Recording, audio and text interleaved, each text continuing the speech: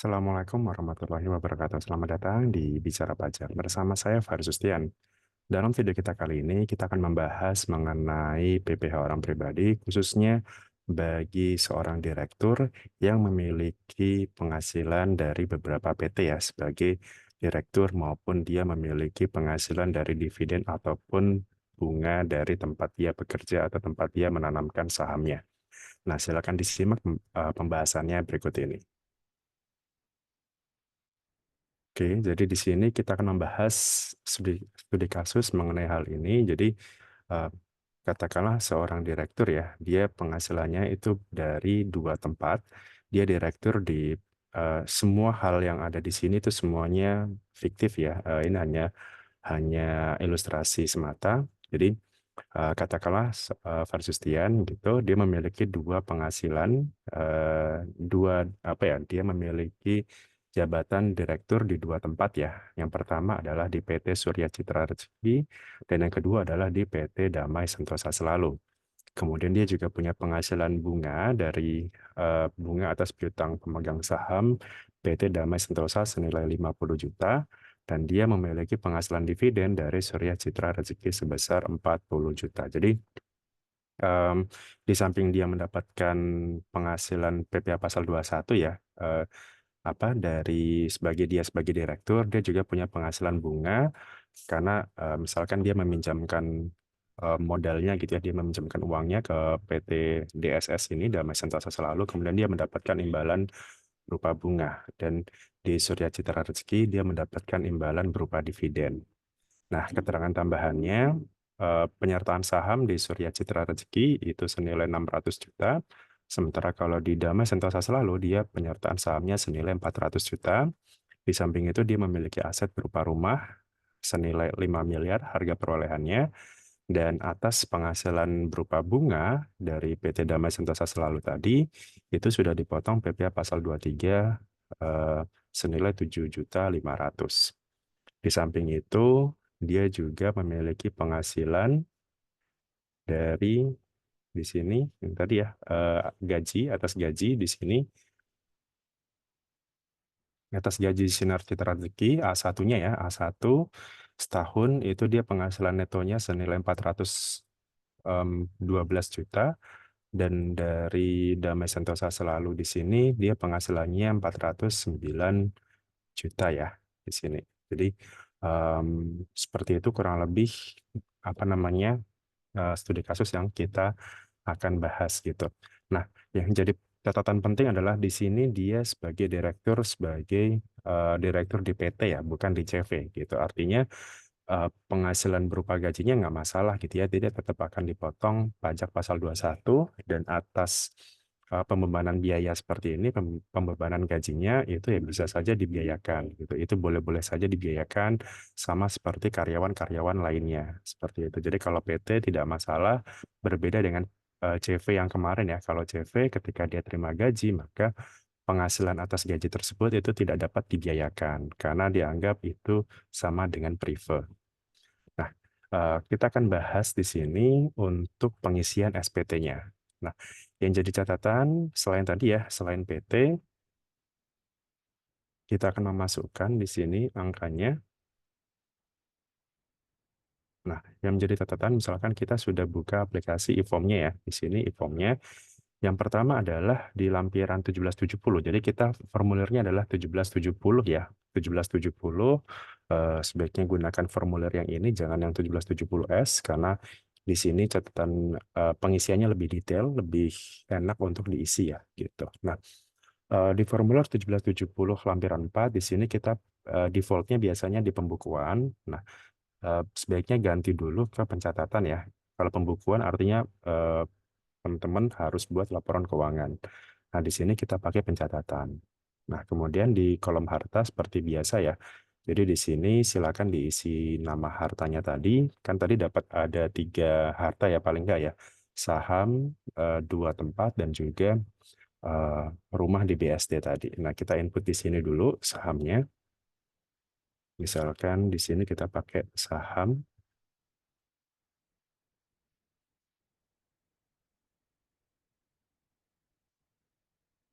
Saham yang pertama itu di PT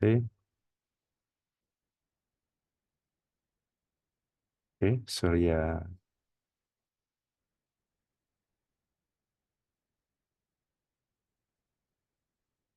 Rezeki, misalkan dari tahun berapa gitu ya, dia dia punya saham ini dari tahun berapa, misalkan sejak tahun 2020 misalkan, kemudian dia berapa di situ, katakanlah 600 juta. Oke, misalkan berapa, katakanlah dia 1000 lembar saham gitu ya,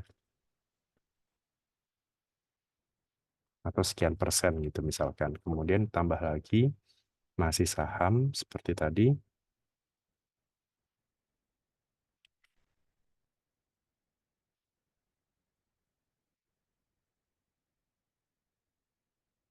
2020 juga misalkan ini 400 juta. Kemudian di sini katakanlah 500 saham gitu ya. Hmm, paham.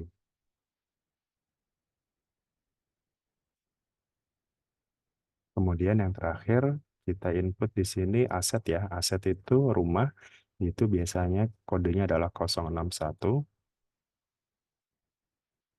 Kemudian di sini USD, kemudian dari tahun berapa? Misalkan katakanlah tahun 2021 misalkan. Nilai perolehannya senilai 5 miliar misalkan. Kemudian di sini ditulis nomor akte PBB-nya misalkan atau NOP-nya gitu ya. NOP PBB-nya misalkan berapa gitu. Ini secara contoh saja di sini. Kemudian kalau dia punya utang silakan dituliskan. Kemudian di sini ada nama keluarganya ya, nama yang ditanggung seperti itu. Nah, kemudian di sini em, kita lanjut ke lampiran berikutnya. Ada di sini 1770 lampiran 3 ya di sini. Nah, ini di sini kan ada penghasilan berupa dividen dari Surya Citra Rezeki. Nah, berhubung sekarang penghasilan dividen itu tidak dikenakan pajak dengan catatan bahwa atas dividen ini, atas nilai 40 juta ini itu sudah diinvestasikan gitu. Jadi misalkan katakanlah dia em, mendapatkan dividen itu di tahun 2023 gitu ya. Nah, berarti paling lambat sebelum Maret 2024 itu dia sudah harus menginvestasikan dividen tersebut gitu dan kemudian dilaporkan di DJP online ke menu e-reporting ya, e-reporting investasi. Nah, kalau misalkan itu sudah dilakukan, maka dividen tadi itu tidak lagi dikenakan pajak.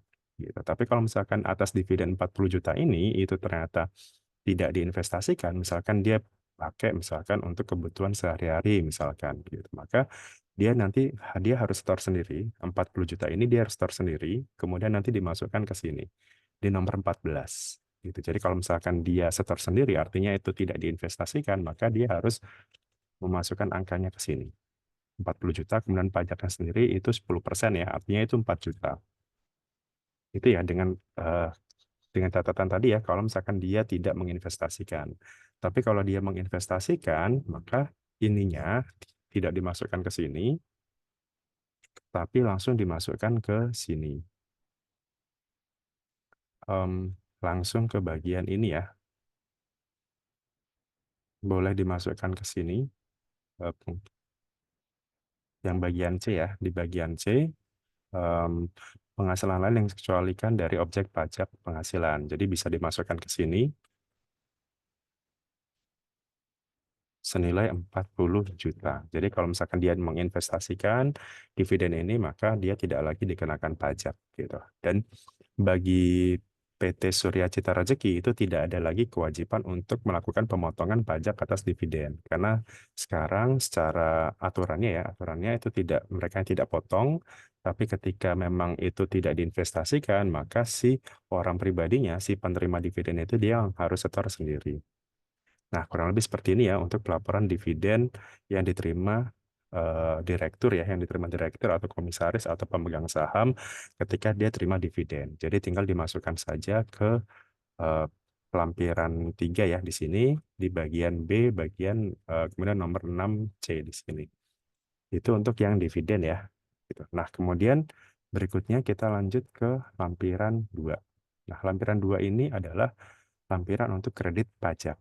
Nah, tadi ya di sini ada 2 kredit pajak yang dari PT Damai Sentosa Selalu dan juga dari Sinar Citra Rezeki sebagai direktur di 2 PT tersebut. Nah, tinggal kita masukkan saja angkanya,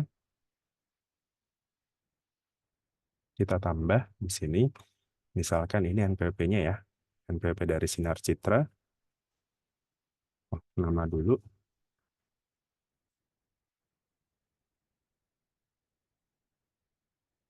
kemudian NPWP-nya, kemudian nomornya, kemudian tahun pajaknya ya, tanggalnya misalkan 31 Januari 2024 misalkan. Kemudian jenis pajaknya 21, kemudian yang sudah dipotong senilai ini ya 54 juta. Oke, kemudian kita tambah yang satunya, yang dari PT DSS ya, Damai Sentosa Selalu, sama juga caranya.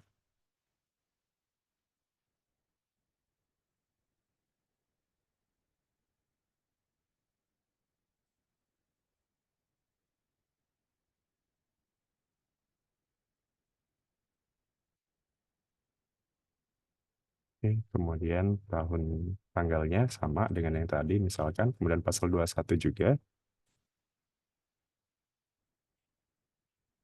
Jadi kalau ada tanda merah di sini, itu harus sudah kita isi ya. Oke, kemudian ini kita pilihnya pasal 21. Nah, kemudian tadi juga, kan tadi di sini ada pemotongan pasal 23 ya, senilai 7.500.000 yang dari penghasilan bunga. Nah, ini kita masukkan juga di sini, kita tambah lagi dari PT, penghasilan bunganya dari PT Damai Sentosa Selalu, penghasilan bunganya. Jadi, misal ini, jadi kredit pajaknya itu ada 2 jenis pajak ya. Pertama pasal 21 dan yang kedua adalah pasal 23. Kemudian misalkan ini nomor 1 gitu misalkan, kemudian katakanlah sama, katakanlah misalkan Desember, ini 2023, sorry, PPh pasal 23 dan nilainya adalah 7.500.000. Oke, sudah. Total kredit pajaknya adalah sebesar ini, 135.750. Nah, dari sini kita lanjut ke lampiran berikutnya. Lampiran 1, halaman 1 ini tidak perlu diisi karena kita tidak menggunakan pembukuan. Lanjut ke lampiran 1, halaman 2 sekarang. Nah, ini kita masukkan di penghasilan bagian B ya, bagian C ya, maaf. Penghasilan neto dalam negeri sehubungan dengan pekerjaan. Jadi penghasilan dia sebagai direktur atau digaji di 2 tempat ini, itu kita masukkan ke sini. Jadi kita tambahkan sesuai dengan dipotongnya ya. Jadi misal kita pakai yang ini dulu, yang Damai Sentosa Selalu dulu.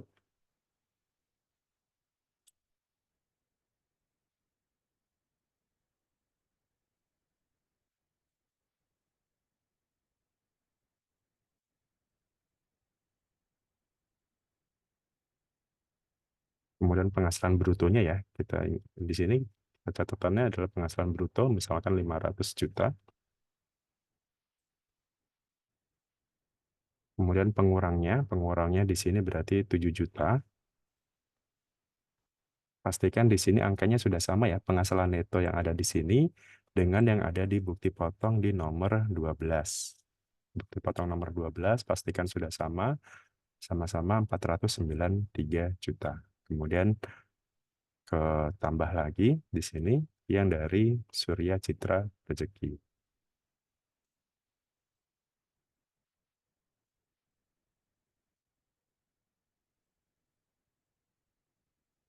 Nilai kemudian penghasilan brutonya di sini 420 sesuai dengan nomor 8 ya, 420. Kemudian pengurangnya di sini senilai 8 juta. Oke, pastikan juga sama 412 di sini. nomor 12-nya ya, sudah sama. Nah, ini adalah dari penghasilan sebagai direktur ya. Nah, kemudian kan tadi ada penghasilan dari bunga ya di sini ya. Penghasilan bunga atas piutang saham kepada PT Damai Sentosa senilai 50 juta. Nah, bunga itu dimasukkan ke sini. Di bagian D, bunga, penghasilan dalam negeri lainnya berupa bunga. Nah, kita langsung masukkan angkanya senilai 50 juta. Oke, senilai 50 juta. Termasuk kalau misalkan dia punya, katakanlah ada royalti, sewa selain tanah dan bangunan, kalau dia punya hadiah atau penghargaan, atau keuntungan penjualan aset misalkan. Jadi katakanlah direkturnya ini dia menjual mobil gitu ya, menjual mobil, kemudian keuntungan penjualan tadi berapa, dimasukkan ke sini. Kalau cuma ada ini saja, berarti langsung aja kita lanjut. Oke, lanjut ke selanjutnya, ke lampiran induknya di sini. Nah, di sini sudah terakumulasi semua pendapatannya dia ya. Yang ini, oke. Nah, yang nomor 2, penghasilannya itu sehubungan dengan pekerjaan. Ini adalah penghasilan dia dari direktur di 2 tempat tadi ya, yang PT Damai Sentosa dan juga Surya Citra di sini. Kemudian yang nomor 3 ini adalah penghasilan berupa bunga tadi. Nah, ini kita jumlahkan semuanya. Kemudian untuk PTKP-nya, tadi PTKP di bukti potongnya adalah K3. Nah, K3 berarti kita pilih yang K3 di sini, kemudian pilih yang 3, oke, 73 juta, 72 juta. Nah, di sini PPh terutangnya adalah sebesar ini, 208.900.000 yang telah dipotong, yang jadi kredit pajaknya ya tadi 135.750 sekian. Kemudian kalau dia tidak ada angsuran pasal 25, maka kurang bayarnya adalah sebesar Rp73.150.000. Ini dengan catatan tadi ya, kalau dia tidak ada penghasilan atau angsuran pasal 25. Kalau misalkan dia punya angsuran pasal 25, katakanlah dia mengangsurnya itu tiap bulan gitu ya. Di sini catatannya tidak ada angsuran pasal 25 ya, misalkan, maka sudah berarti ini kurang bayarnya sebesar ini, 73 juta sekian. Jadi kita langsung lunasi gitu misalkan, katakanlah eh, sekarang gitu ya, 1 April gitu. Nah, dari sini langsung kita lanjut ke submit SPT-nya.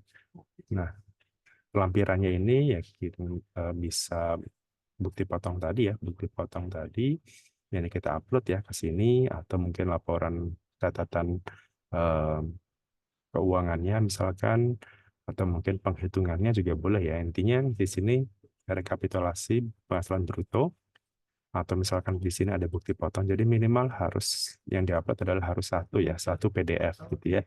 Isinya boleh tadi, boleh bukti potong, boleh rekapitulasi. Bukti potong ini harus diupload juga ya. Jadi bukti potong yang tadi, yang A1 2 tempat tadi, dan juga bukti potong 2 3 itu dijadikan satu file, kemudian silakan diupload di sini. Kemudian setelah itu, untuk yang ketika sudah dibayarkan, silakan tambahkan ke sini ya NTPN-nya. Nah, untuk NTPN sendiri sebenarnya boleh eh, tidak hanya satu NTPN ya. Jadi misalkan sekarang ini nilainya misalkan berapa? Katakanlah kita dua dua billing gitu ya. Misalkan pertama 50 juta dulu, kemudian ini NTPN-nya, kemudian ini kan masih kurang ya. Kemudian kita tambahkan lagi em, sampai akhirnya nanti dia full kurang bayarnya 73 ini. Jadi misalkan sisanya berarti 23, 150. Sampai akhirnya dia sampai full ya. Jadi kurang bayarnya itu sama dengan jumlah yang disetorkan. Seperti ini. Ini katakanlah TPI-nya yang sudah dibayarkan tadi. Kemudian tinggal diunggah saja tadi lampirannya, peredaran brutonya, dan juga bukti potongnya. Kemudian tinggal kita submit seperti biasa. Kode verifikasi dikirimkan via email, kemudian tinggal kita submit, dan kalau misalkan semua tidak ada kendala, maka harusnya submitnya berhasil. Seperti itu. Oke, kurang lebih seperti itu untuk pengisian SPT tahunan, khususnya untuk direktur PT yang memiliki penghasilan lain berupa bunga, dividen, dan juga bisa jadi dia punya penghasilan sebagai direktur di tempat lain ya, kurang lebih seperti itu. Jadi tadi potensi kekurangan bayarnya adalah sekitar 73 juta dengan catatan kalau dia tidak ada angsuran pasal 25-nya. Nah, untuk membuat angsuran pasal 25, misalkan tadi kan katakanlah tidak ada ya, tidak ada angsuran pasal 25-nya, kita coba unggah dulu, misalkan ini ya, katakanlah ini misalkan, ini kan kurang bayarnya 73 ya. Nah, untuk angsuran tahun berikutnya, misalkan ini nomor 21, angsuran tahun berikutnya dihitung misalkan langsung saja, kita centang yang ini, jadi eh, 1/12 dari angka 16. Jadi yang ini, PPh masih harus dibayar sendiri, yang ini ya, yang 73 juta ini dibagi 12. Artinya, angsuran pasal 25 tahun 2024 ini itu sebesar 6 juta sekian. Itu yang harus dibayarkan setiap bulan. Nah, angsuran ini untuk memudahkan atau untuk meringankan beban pajak direktur tadi. Kan kalau misalkan ini catatannya kan dia harus bayar sekali waktu gitu ya, harus bayar 73 juta tadi ya, walaupun dia bisa 2 billing tadi. Tapi ya lumayan berat juga gitu ya, misalkan dia sekaligus gitu ya, dia dalam 1 bulan dia harus mengeluarkan dana sekitar segini. Tapi kalau sebelumnya dia sudah mengangsur, misalkan sebelumnya dia sudah mengangsur katakanlah 5 juta gitu ya, 5 juta per bulan. Artinya kan 5 juta kali 12 itu ada 60 juta di sini. Artinya sebenarnya dia tinggal cukup bayar sisanya saja sebesar 13 juta. Atau kalau misalkan katakanlah 2 juta, berarti 2 juta kali 12 itu sebesar senilai 24 juta. Gitu. Tapi ini juga harus jadi catatan, ini angkanya harus match ya dengan yang sudah dibayarkan. Karena kadang-kadang ada yang sekedar mengaku saja gitu ya, mengaku bahwa oh saya sudah bayar nih, padahal menurut catatan di kantor pajak ini ternyata dia belum bayarkan sama sekali. Jadi ini harus harus dengan kesadaran ya bahwa ini harus sesuai dengan pembayaran yang telah dilakukan. Kalau ternyata memang belum bayar ya akui memang belum bayar. Seperti itu. Oke, kurang lebih seperti itu untuk tutorialnya. Semoga tutorial ini berguna bagi Bapak Ibu semuanya, khususnya bagi Anda direktur yang mungkin masih bingung bagaimana cara melaporkan SPT-nya. Dari saya terima kasih, sampai jumpa lagi di video berikutnya. Assalamualaikum warahmatullahi wabarakatuh.